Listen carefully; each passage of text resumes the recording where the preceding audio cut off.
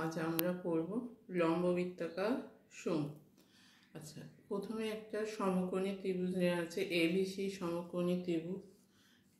AB বাহুকে অক্ষ করে যদি বাকি বাহুগুলোকে ঘোরানো হয় তাহলে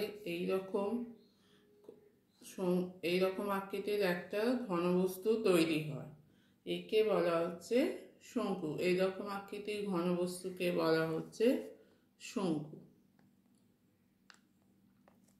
তাহলে কি হচ্ছে না, এবিসি সমকোণী ত্রিভুজের এবি বাহুকে অক্ষ করে অক্ষের চারপাশে ঘোরানোর ফলে আইসক্রিমের কোণের মতো একটি ঘনবস্তু তৈরি হয়। এই রকম আকারের ঘনবস্তুকে আমরা শঙ্কু বলি। তাহলে শঙ্কুর আকার হচ্ছে এইরকম। শঙ্কুর দুটো তল থাকবে, একটা হচ্ছে গোলাকার আর একটা হচ্ছে ত্রিভুজাকার। এই গোলাকার তলটা হচ্ছে ভূমি, এটা হচ্ছে সমতল, আর ত্রিভুজাকার তলটাকে বলা হয় বক্ষতল বা পার্শ্বতল। তাই শঙ্কুর দুটি তল, একটি গোলাকার সমতল আর একটি ত্রিভুজাকৃতির বক্ষতল। আচ্ছা, এখানে শঙ্কুর এবি হচ্ছে শঙ্কুর উচ্চতা। শঙ্কুর শীর্ষবিন্দু থেকে ভূমির কেন্দ্র পর্যন্ত যদি লম্ব টানা হয় এটা হয়ে যায় উচ্চতা। এটা চিহ্নিত হয় এইচ দিয়ে। আচ্ছা, বিসি বাহু হচ্ছে শঙ্কুর ভূমির ব্যাসার্ধ সমান আর হিসেবে ধরা।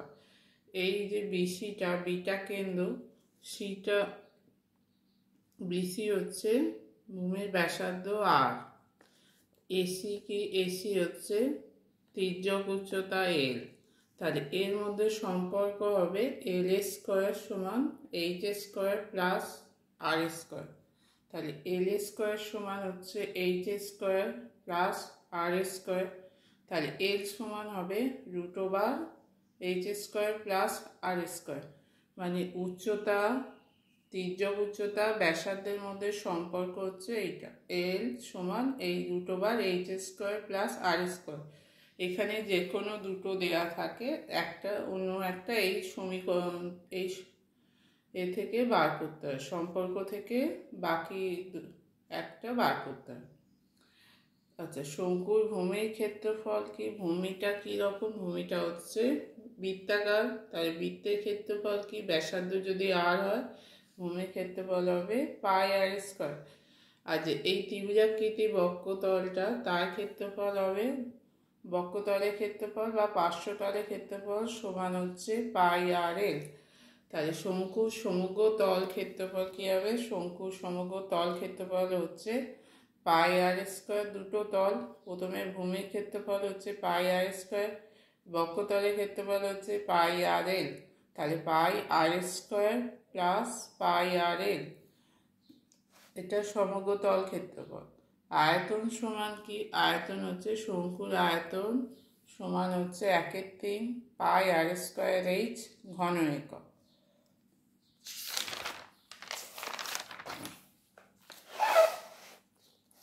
আচ্ছা, কোষে দেখি 16 অঙ্ক। আমি একটি মুখবন্ধ লম্ববৃত্তাকার শঙ্কু তৈরি করেছি, যার ভূমির ব্যাসার্ধের দৈর্ঘ্য হচ্ছে 15 সেমি, তির্যক উচ্চতা হচ্ছে 24 সেমি। শঙ্কুর পার্শ্বতলের ক্ষেত্রফল ও সমগ্র তল ক্ষেত্রফলটা হিসাব করতে হবে। তাহলে ব্যাসার্ধের দৈর্ঘ্য মানে আর সমান 15 সেমি, তির্যক উচ্চতা হচ্ছে এল সমান 24 সেমি। তাহলে পার্শ্বতলে এইটা হচ্ছে 24, এল এটা হচ্ছে 15। পার্শ্বতলের ক্ষেত্রফল সমান πrl। পাই এর মান 22/7, আর এর মান হচ্ছে এখানে 15, এল হচ্ছে এখানে 24। তাহলে 22 × 15 × 24 করলে হচ্ছে 7920, তাকে 7 দিয়ে ভাগ করলে হবে 1131.43 বর্গ সেমি প্রায়। সমগ্র তল ক্ষেত্রফল πr × r+l।